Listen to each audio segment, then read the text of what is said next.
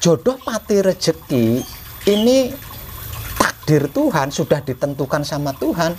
Lah terus untuk apa ibadah? Untuk apa agama? Untuk apa tradisi? Untuk apa kita sekolah? Untuk apa kita berusaha berjuang, berkorban mati-matian? Toh walaupun tanpa sekolah, tanpa agama, terus tanpa berusaha, kalau saya ditakdirkan jadi orang kaya, saya tetap akan menjadi orang kaya.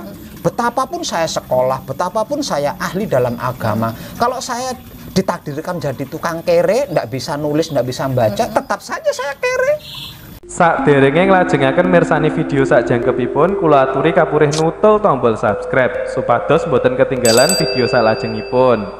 Kagem kemanfaatan video menika monggo dipun like, komen lan ugi share.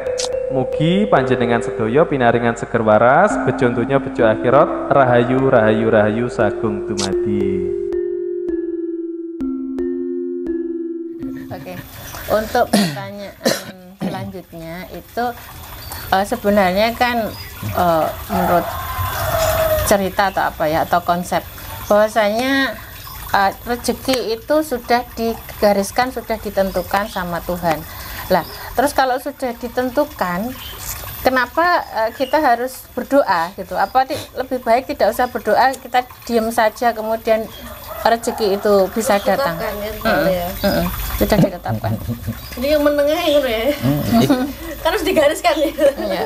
Iki wong wedok-wedok takone dhuwur iki sing bagian iki. Pokoknya kalau bab uang, duit, nah itu paling dhuwur. Harus dibahas di rating yang pertama, itu harus. Gini. Di dalam berspiritual, di posisi saya saat ini, itu ada pernyataan, ada tiga pernyataan yang saya tolak. Ada tiga pernyataan yang saya tolak, yaitu tentang nasib dan takdir, terkait jodoh pati rezeki, bahwa itu satu rahasia Tuhan, terus itu sudah ditentukan oleh Tuhan. Lah terus itu skenario Tuhan. Ini saya nolak, saya tidak cocok ini. Jadi bisa diganti. Kok ditolak gitu? Bukan bisa diganti. Jodoh pati rezeki itu hak kita sebagai manusia. Untuk memilih. Bukan untuk memilih, untuk melakukannya gitu. Oh iya. Untuk melakukannya. Artinya kita yang menentukan, bukan Tuhan. Jadi rezeki kita ya kita sendiri yang menentukan. Pati kita ya kita sendiri yang menentukan. Jodoh kita juga kita sendiri yang menentukan. Nah, kalau jodoh pati rezeki ini takdir Tuhan, sudah ditentukan sama Tuhan. Lah terus untuk apa ibadah? Untuk apa agama? Untuk apa tradisi? Untuk apa kita sekolah? Untuk apa kita berusaha berjuang, berkorban mati-matian? Toh walaupun tanpa sekolah, tanpa agama, terus tanpa berusaha, kalau saya ditakdirkan jadi orang kaya, saya tetap akan menjadi orang kaya. Betapapun saya sekolah, betapapun saya ahli dalam agama, kalau saya ditakdirkan jadi tukang kere, ndak bisa nulis, ndak bisa baca, tetap saja saya kere. Jadi apa Pak yang perlu dilakukan supaya itu kita itu seperti kita tidak hanya menunggu rezeki, tapi diburu, justru malah diburu rezeki, diburu keberuntungan kayak gitu loh. Cuma menerima hak toh, tidak melakukan kewajiban. Nah, sekali lagi ini menurut saya pribadi loh ya. Ini menurut saya pribadi, karena spiritual itu kan banyak ya, banyak macamnya. Ini menurut saya pribadi. Jodoh pati rezeki ini kaitannya dengan hukum karma atau sebab akibat, Mbak ya. Gitu lah. Kaitannya dengan situ, bukan dengan takdir Tuhan atau sudah ditentukan sama Tuhan, bukan. Tapi kaitannya dengan karma atau hukum sebab akibat alam. Nah, kalau kita membuat sebab bekerja, pasti akan menerima akibat dapat duit, kan gitu. Iya. Apa yang ditanam itulah yang Iya. Nah, kalau kita membuat sebab duduk melamun di rel kereta api, ya akibatnya mati gitu. Itu. Jadi intinya kita harus memimpin pikiran kita atau mindset ya. Ya, merubah dulu. Kita harus merubah cara berpikir kita tentang jodoh pati rezeki ini. Setelah kita robah bahwa itu adalah keputusanku sendiri, bukan keputusan Tuhan. Itu keputusanku sendiri di kehidupan dunia ini. Lalu kita arahkan sesuai yang kita mau. Sesuai yang kita mau. Nah, misal contoh, kalau saya ingin bahagia, maka saya harus melakukan hal-hal yang membahagiakan. Kalau saya ingin bersedih, ya kita harus melakukan hal-hal yang menyedihkan. Kalau kita ingin beruntung, ya kita harus melakukan hal-hal yang menguntungkan, kan gitu. Nah, ini ada pertanyaan baru yang kayaknya lebih ini menarik kita bicarakan, bahwasanya itu tadi kan untuk menarik kayak keberuntungan, kemudian kebahagiaan itu kan berangkat dari mindset kita ya, Pak. Iya. Lah, kalau kita sudah terlanjur kecewa, kemudian biasanya kan muncul kayak dendam gitu.